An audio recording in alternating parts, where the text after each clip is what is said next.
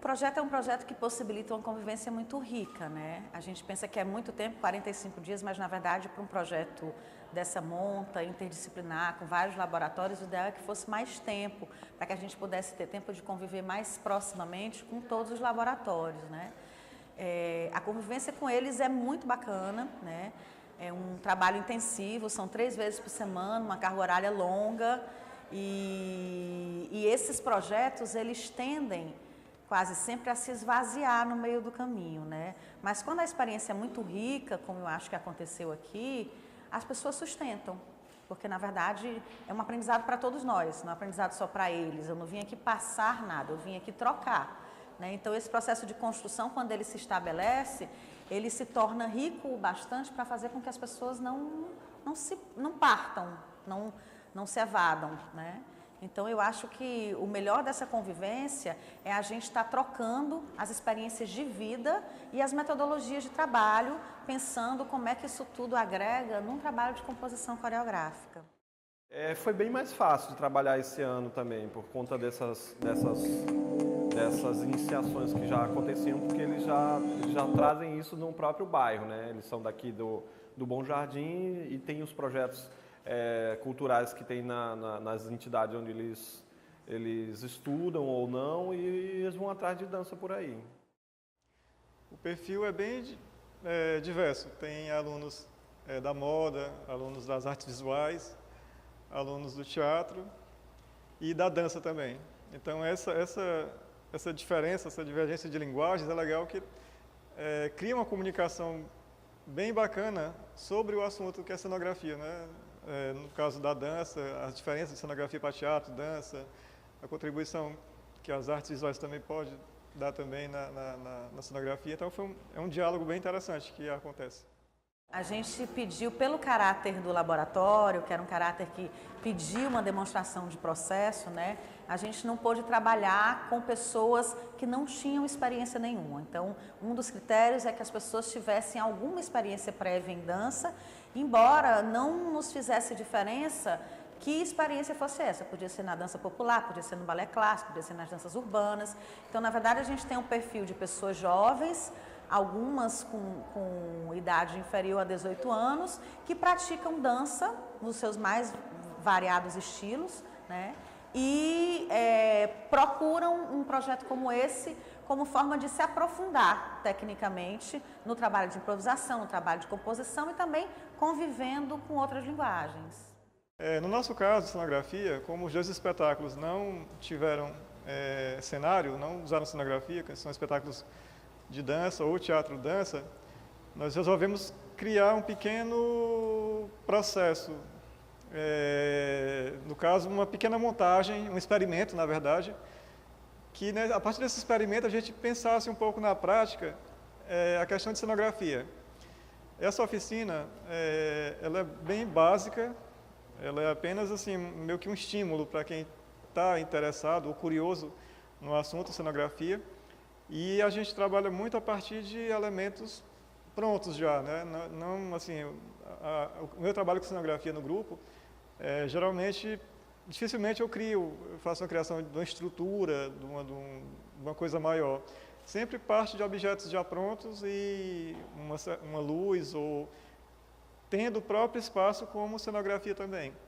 Então a gente está vendo um pouco disso, né? Do espaço enquanto cenografia e de objetos prontos que a gente possa utilizar e dar uma função de cenografia também.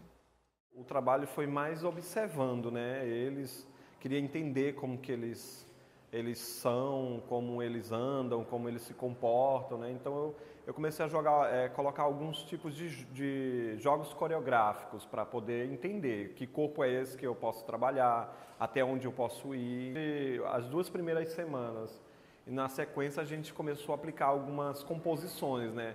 Eu criava, e quando eles sentiam que estavam confortáveis, eu ia lá e mudava tudo. A gente pensava se funcionava muito bem essas questões de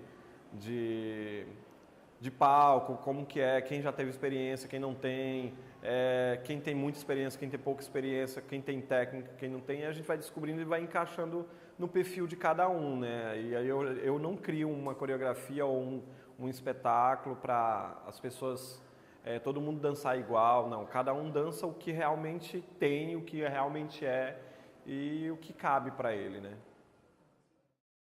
Bom, inicialmente cada um de nós que estava à frente dos laboratórios teve um tempo para trabalhar com o seu grupo, 3 semanas, né?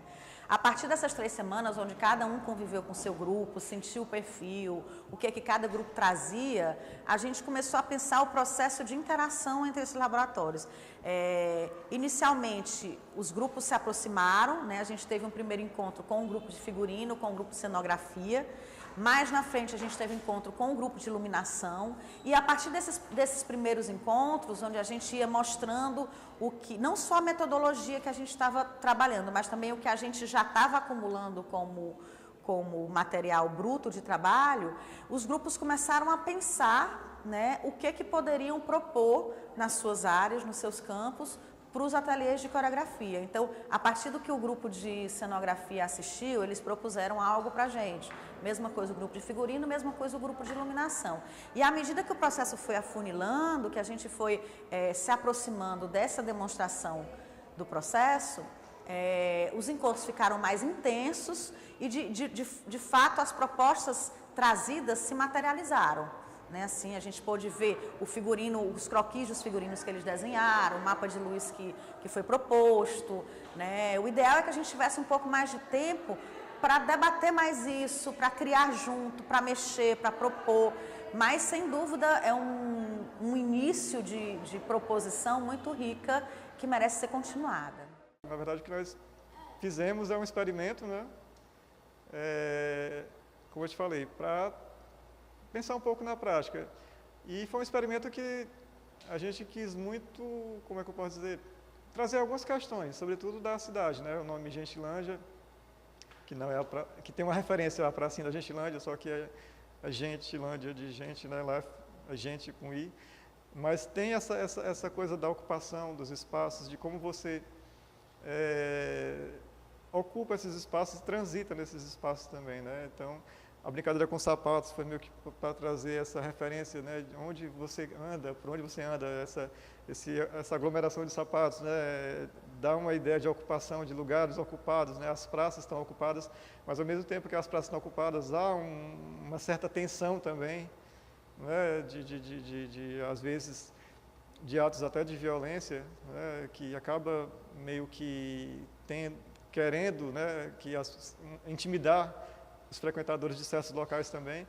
Então a gente trouxe um pouco disso para esse experimento, né? Pensar um pouco sobre isso, né? Sobre a nossa cidade, que lugares são esses que a gente coloca nossos sapatos e ficamos ali, e outros lugares também, né? Tem um pouco disso. A proposta do espetáculo, o nome já diz, né? Escarcéu, né? Então ele fala do viver exageradamente, sabe? Você viver exagerado com tudo, comer muito, dançar muito, pular muito, correr muito, tudo muito brilho, muito sei o quê. Mas também tem a poesia, né? Que é aquela coisa do encontro das ondas, né? A escarcéu é um encontro de uma onda com outra que jorra uma água e aquela água vai descendo, aqueles pozinhos, né? Ele faz um desenho e aquilo é o escarcéu.